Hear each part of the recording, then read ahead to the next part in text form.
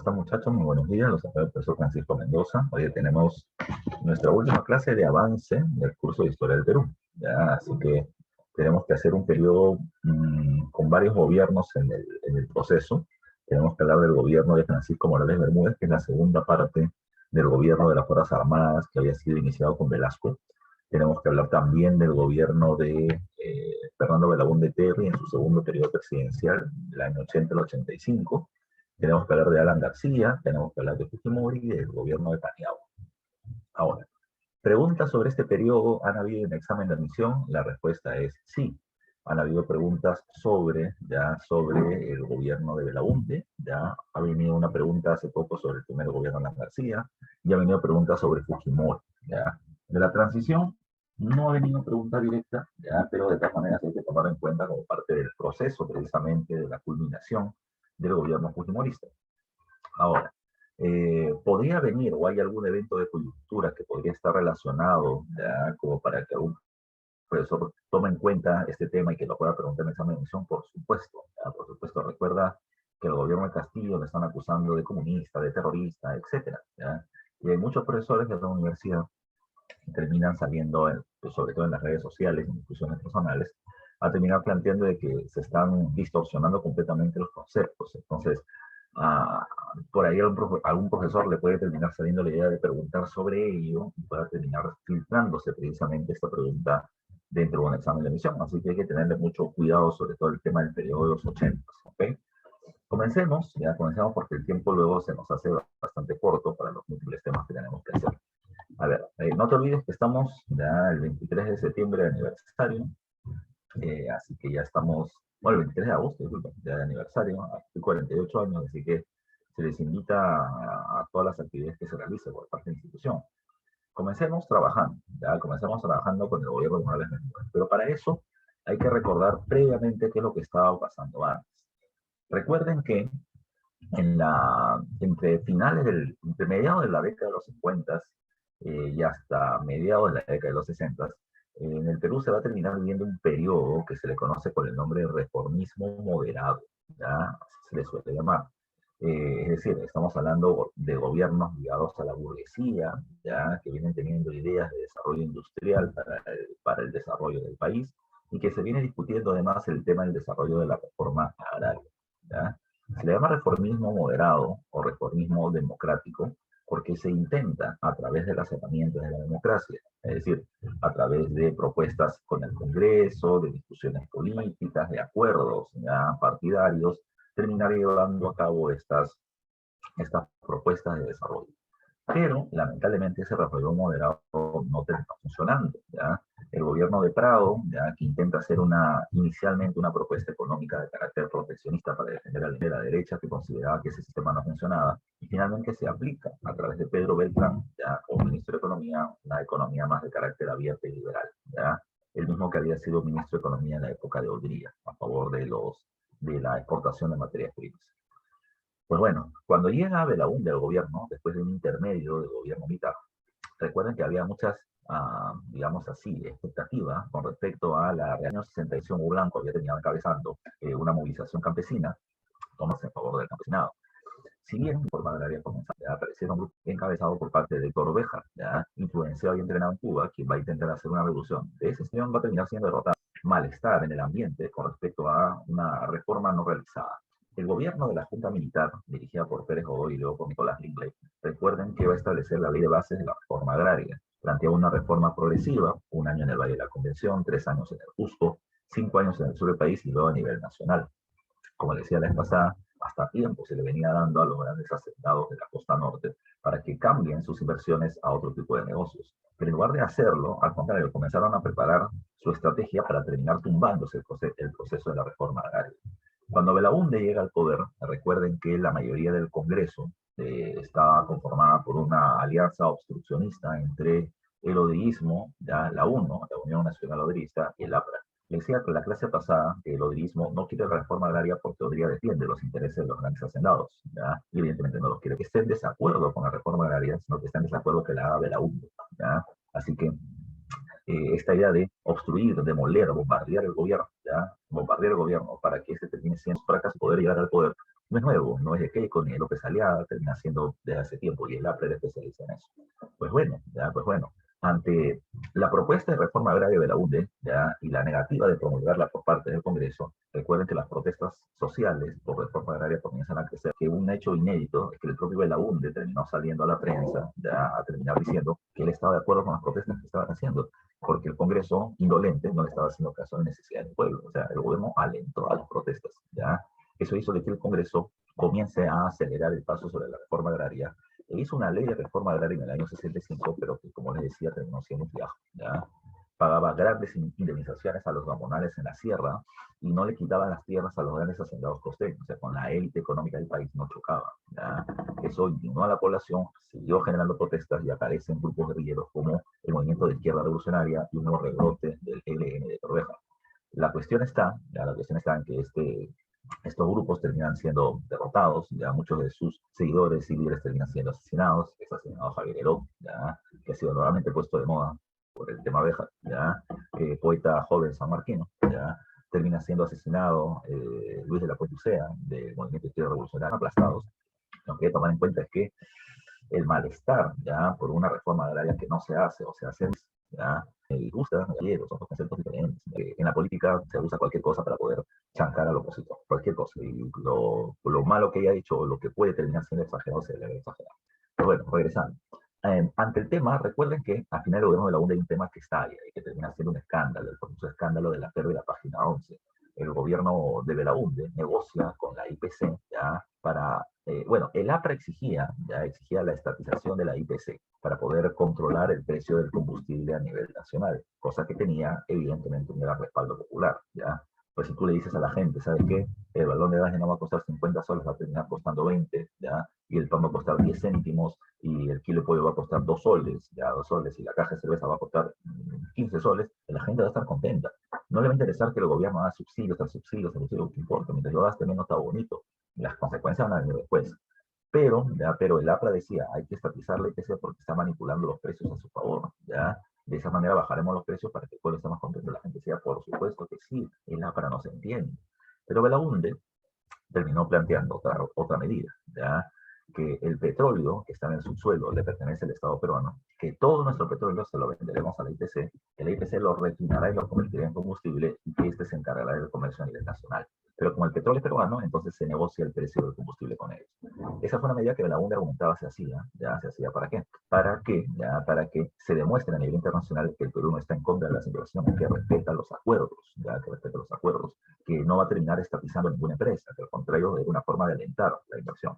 Pero lo que hay que tomar en consideración es que esto terminó siendo visto de una manera diferente. ¿Por qué? Porque aparece, repito, el llamado escándalo de la IPC, ¿ya?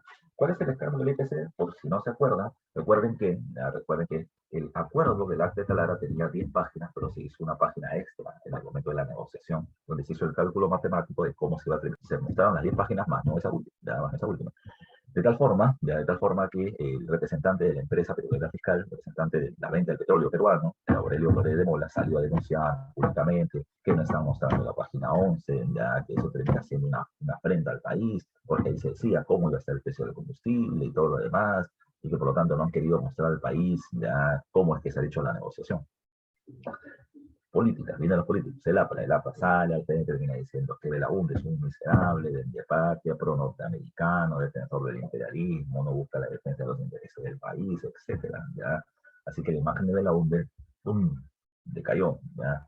Y el APRA era el que capitalizaba esa situación porque iba a terminar ganando más respaldo para una próxima elección, que los militares no permitían, ¿ya? Velasco a la cabeza va a terminar encabezando el 3 de octubre del año 68 un golpe de Estado en la que saca Belaúnde, en la que principalmente se buscaba que el APRA no llegue al gobierno. Era una de las causas. Pero la otra causa era terminar, y la más importante además, era terminar generando las reformas que desde ese tiempo se vienen prometiendo por los políticos y exigiendo por parte de la población, que si no se están haciendo mediante la vía democrática, porque el Congreso no lo permite, entonces que se hagan mediante medidas dictatoriales, autoritarias. ¿Ya? Es ahí donde se habla del reformismo autoritario. Definíamos, y esta es la tercera vez, la vez pasada que definimos autoritarismo, y esta es la cuarta que te voy a repetir. Recuerda que un gobierno autoritario, ten muy en cuenta para Fujimori, que vamos a ver en un dato, recuerda que un gobierno autoritario tiene por características tres cosas, ya, tres cosas. Uno, el presidente ya va a controlar el Ejecutivo, porque es ahí su base de poder, pero también pasará a controlar los otros poderes del Estado, ¿no? El Poder Legislativo, el Poder Judicial, ¿ya? Recuerden que cuando Velasco, terminando su golpe de Estado, Velasco gobierna sin Congreso, ¿ya? Sin Congreso. Durante sus 7 años va a terminar gobernando sin Congreso, ¿ya? Sin Congreso. De tal manera de que toda medida planteada por el presidente, por el Ejecutivo, automáticamente se cumplía. No había leyes, había decretos, ¿ya? Decretos presidenciales. ¿Ya? Recuerden además que un gobierno es autoritario porque manipula las leyes a su favor. Eso significa que hago leyes que me convienen, ¿ya? Y aquellas cosas que no me convienen, pues simplemente las saco del camino. Un ejemplo termina siendo los cambios con respecto al control de la prensa. Se va a crear una institución llamada OSI, Oficina Central de Información, que terminaba supervisando la información que van a dar los medios de prensa y que terminaba censurando, esa es la palabra adecuada, censurando aquellas informaciones que estaban en contra de los intereses del gobierno, tanto en la prensa escrita, en la prensa radial, en la prensa televisiva, en cualquier lugar. ¿Ya?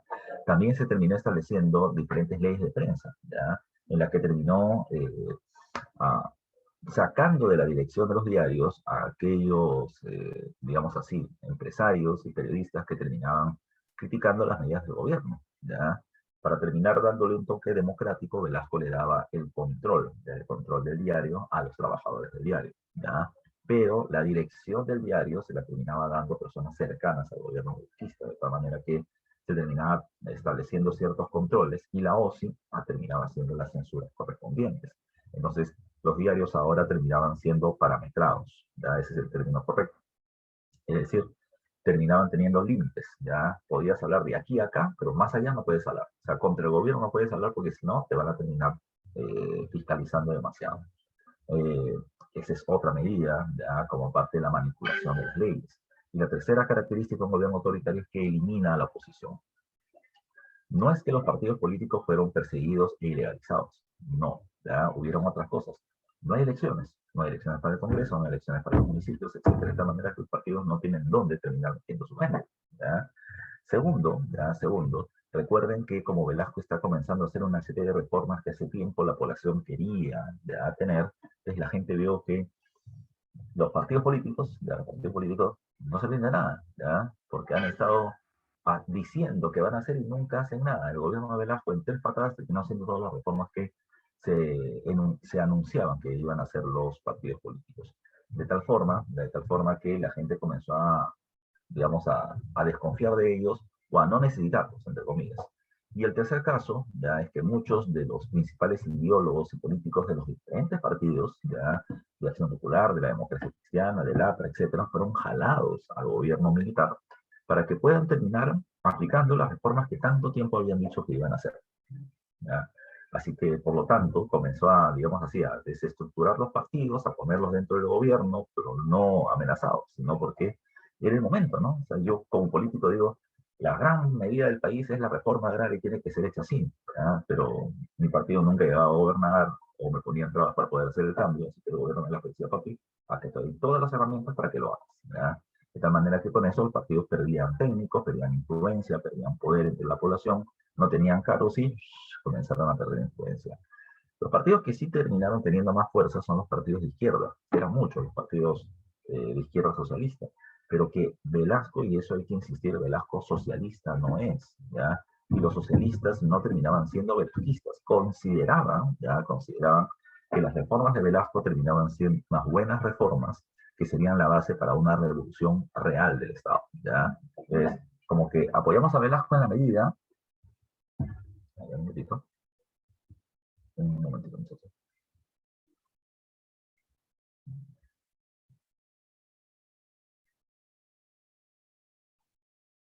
Ahí.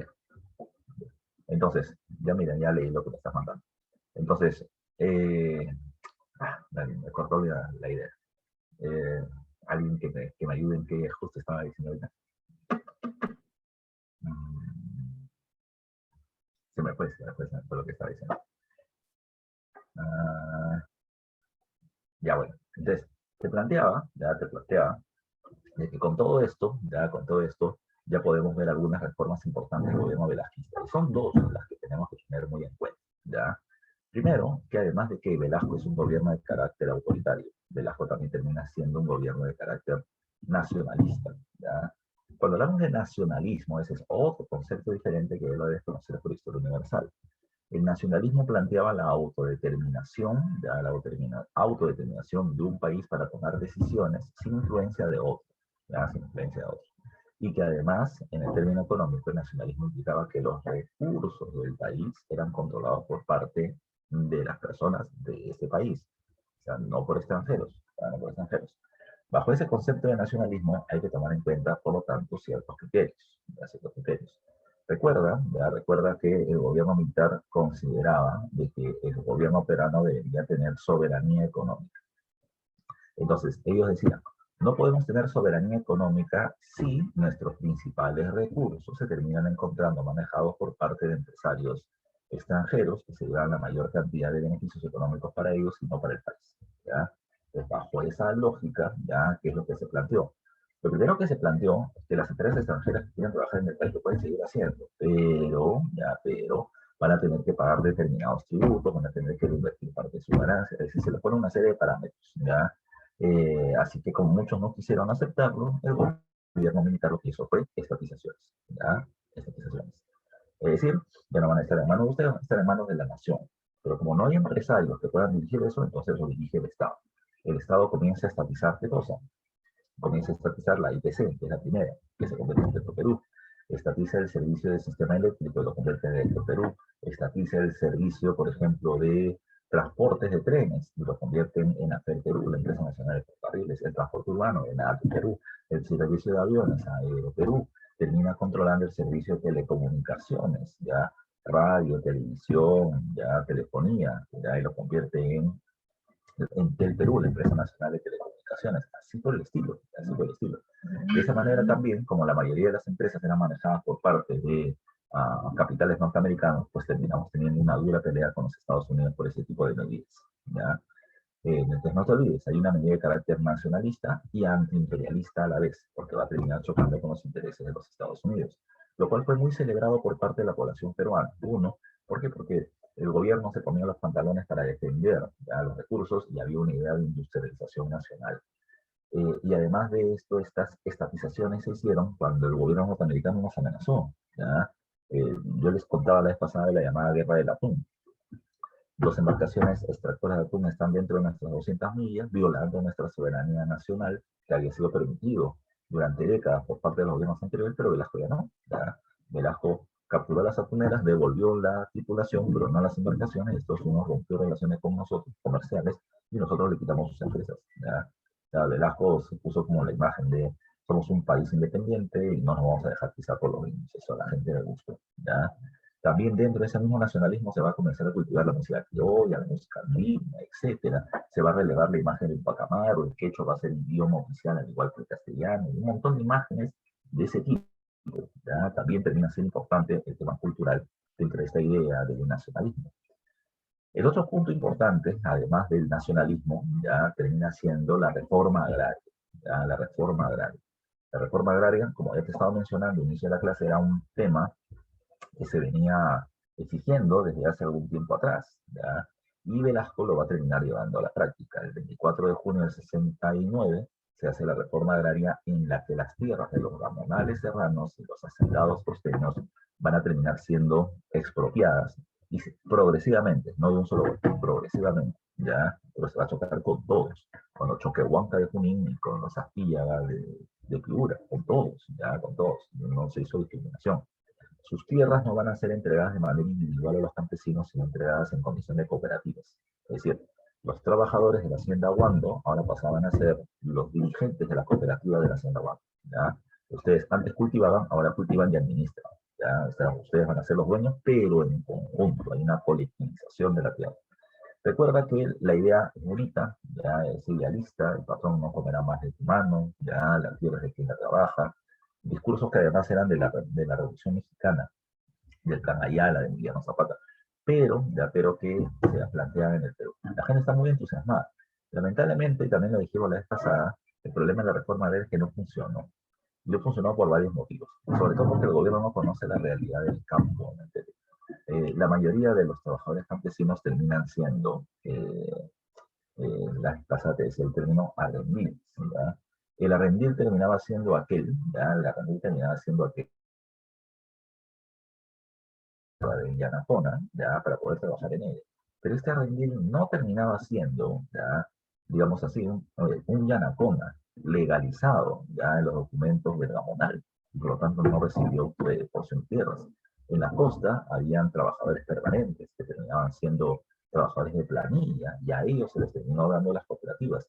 Pero los trabajadores momentáneos que iban en época de cultivo, en época de cosecha, solamente trabajaban por temporadas, ya a ellos no se les reconoció nada.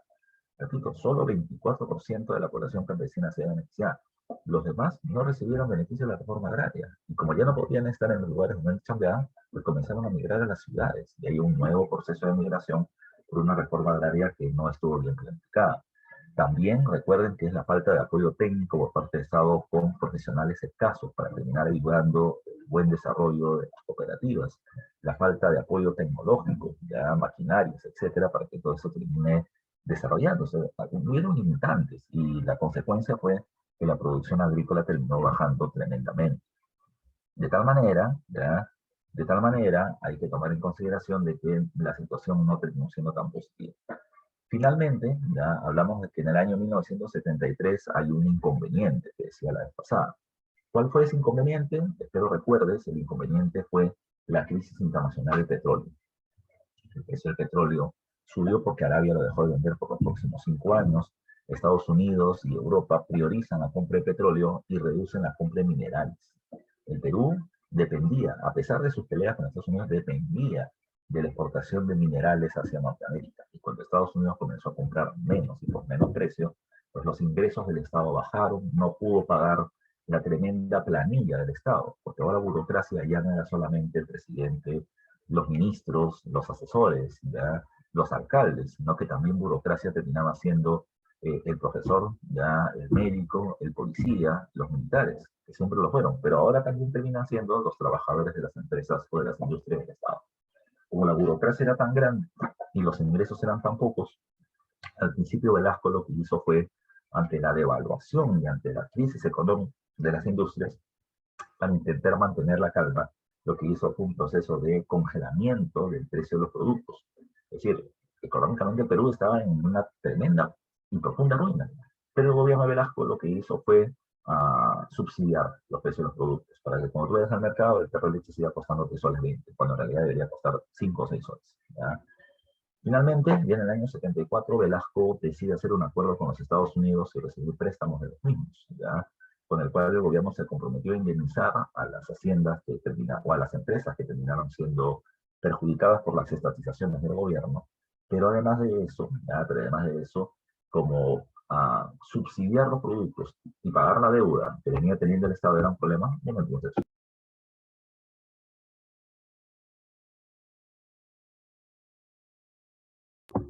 un momentito, por favor.